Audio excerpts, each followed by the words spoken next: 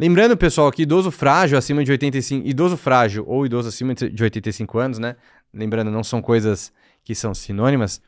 É uma situação que a gente tende a começar com monoterapia, como a gente já conversou no outro podcast, né? Tem aquele mnemônica do FOP 85, que são os pacientes que são a exceção. Eles não vão começar com dupla terapia, eles vão começar como monoterapia. Então, F de frágil, O de pacientes que já têm hipotensão ortostática, o P de PA elevada, e aí vai ser o paciente com PA elevada de alto risco, né? De um risco que necessite já começar a terapia, por exemplo, aquele que não respondeu com MEV. E o FOP, PA elevado, e 85 de 85 anos, tá? Então, são pacientes que a gente acaba geralmente tendendo como monoterapia. Os tratamentos dos idosos, assim, até 85 anos, ele vai seguir os mesmos preceitos do que a gente falou na última aula, no último episódio, na primeira parte dessa diretriz, tá? E depois que o paciente ele passa dos 85 e já estava sendo acompanhado e tratado para hipertensão, também nada vai mudar. Vamos manter o tratamento dele se ele estiver na nossa meta pressórica que a gente havia combinado, a gente vai manter, tá? Se estiver bem tolerado, segue o jogo. A gente vai acabar tratando, né? Vamos considerar tratar esses pacientes somente acima de 85 anos, somente se tiver sintomas, né? Sintomas não, se ele tiver sinais de pressão elevada mesmo, então PA acima de 14/9, por exemplo. Nesses pacientes a gente vai tratar, né? Mas a gente vai ir com mais calma também. Lembrando, fragilidade moderada ou grave, a diretriz coloca alguns scores para a gente utilizar também. A gente vai mais com calma nessas situações. Lembrando também que se é um paciente que tem uma expectativa de vida limitada, talvez seja uma medida que possa trazer mais prejuízo ou não ganhe um grande benefício a longo prazo. E em relação à fragilidade na avaliação, na figura 21, depois quando vocês forem ver a diretriz, ele coloca um score de fragilidade clínica, que ele vai diferenciar esses pacientes de 1 a 9. E nesses pacientes aí a gente tem mais ou menos o que a gente pode utilizar de opções, né? Então, 1 é aquele idoso fit, o 2 é o idoso que está bem, o 3 é o cara que está mais ou menos bem, mas está mais para bem do que para mal. O 4 já é vulnerável, o 5 já é levemente frágil.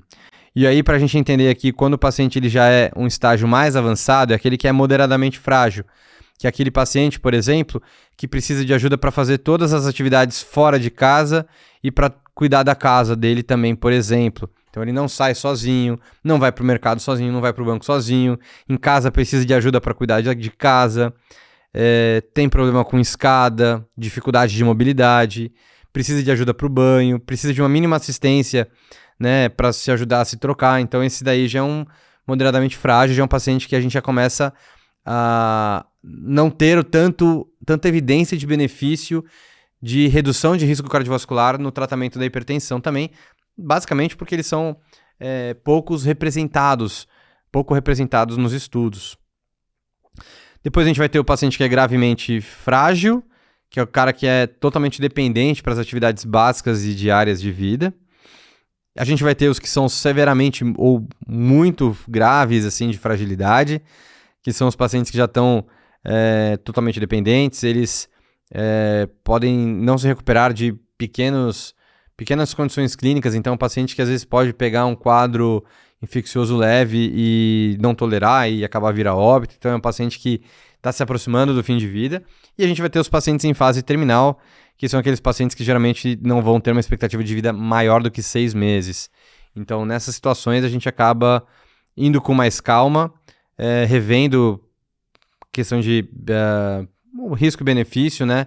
Mais pelo risco de a gente evitar, de a gente fazer episódios de hipotensão postural ou hipotensão sintomática, isso gerar uma queda no paciente e gerar uma complicação maior ainda nele. E quais as medicações que a gente vai utilizar de preferência em idosos, então, né? A gente acaba tendo como preferência alguns bloqueadores de sistema renina-angiotensina, como IECA ou BRA, e bloqueadores de canal de cálcio de hidropiridínicos de longa, por exemplo, um anlodipino, por exemplo.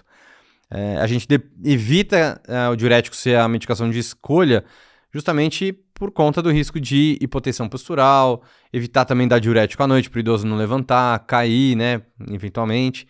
e a gente tende a evitar alfa e beta bloqueadores também, justamente pelo risco de hipotensão postural. Às vezes ele não pode fazer taquicardia reflexa, alfa bloqueador pode cair demais a pressão dele. Então, geralmente, IECA BRA ou bloqueador de canal de cálcio, seguido por diurético em dose baixa, se for necessário. E a gente pode considerar desprescrever, isso a gente já comentou num podcast com a doutora Loren aqui, falando sobre cardiodiuretria, se a pressão começar a cair daquele paciente e ele continuar progredindo com a fragilidade. Então, a pressão está caindo, está tendo risco de efeito adverso, ele está ficando mais frágil, talvez a gente possa discutir de desprescrever e acompanhar aquele paciente de uma outra forma. De fragilidade era isso, galera. Agora a gente vai comentar um pouquinho sobre uma outra situação que está dentro desse tópico, mas que é a hipertensão sistólica isolada e hipertensão diastólica isolada. A sistólica isolada a gente vê muito comumente em idosos, então a partir da 8ª década de vida, pacientes com 70, 80 anos, eles já começam a ter uma diferença, um aumento da pressão arterial sistólica, e isso está relacionado à rigidez arterial que ocorre com o envelhecimento, com a arteriosclerose, não é aterosclerose, é arteriosclerose, e acaba não mudando muito, né, do que a gente pode oferecer de tratamento, do que a gente acaba fazendo já com os pacientes jovens que têm hipertensão sistólica isolada também. O alvo desses pacientes acaba sendo o mesmo da população geral que a gente havia comentado antes, então é uma população que a gente quer jogar mais para perto do 12/7. A gente tem os estudos, o SPRINT, tem o STEP que reendorsam, né, reforçam essa conduta.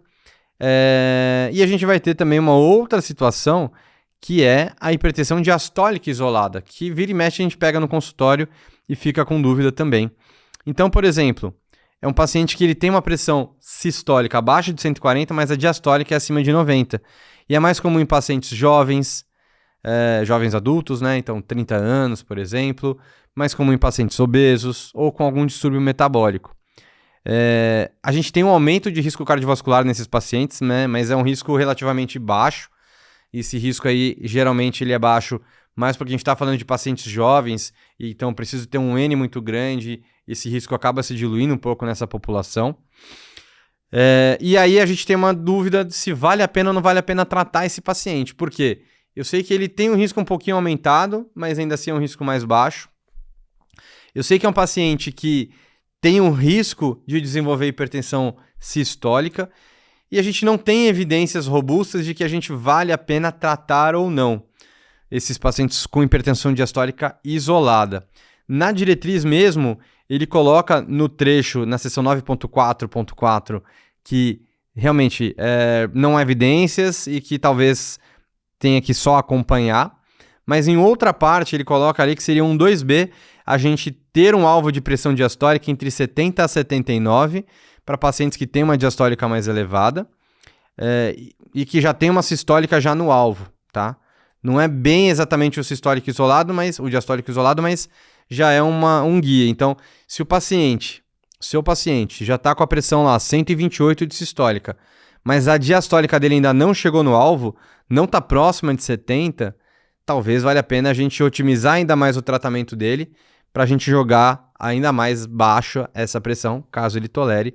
Isso é um grau de recomendação 2B, nível de evidência C, mas são coisas um pouco diferentes, mas só para vocês entenderem. Diastólico isolado não tem muita evidência, tá?